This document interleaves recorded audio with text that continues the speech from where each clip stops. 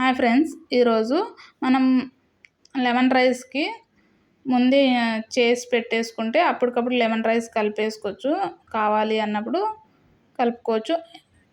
చింతపండు పులిహోరకి ఎలా అయితే మనం చేసుకుంటామో అదే విధంగా నిమ్మకాయతో కూడా చేసుకోవచ్చండి. నా దగ్గర నిమ్మకాయలు కొంచెం ఎక్కువ ఉంటే ఈ విధంగా చేసి పెట్టేసుకుంటూ ఉంటాను.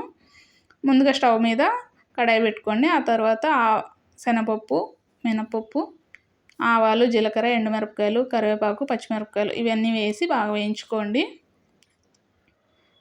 పసుపు, ఉప్పు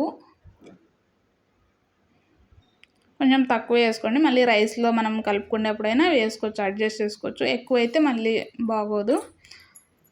ఇప్పుడు బాగా వేగిన తర్వాత ఈ విధంగా వేగిన తర్వాత స్టవ్ అయితే ఆపేసుకోండి. కంప్లీట్గా చల్లారిన తర్వాత ముందుగా మనం నిమ్మకాయల రసం పిండి పెట్టేసుకున్నాం కదా, ఆ రసం పోసేసుకోండి. పోసిన తర్వాత ఆవాలు, మెంతులు వేయించి పొడి కొట్టుకున్న పొడి వేసేసుకోండి.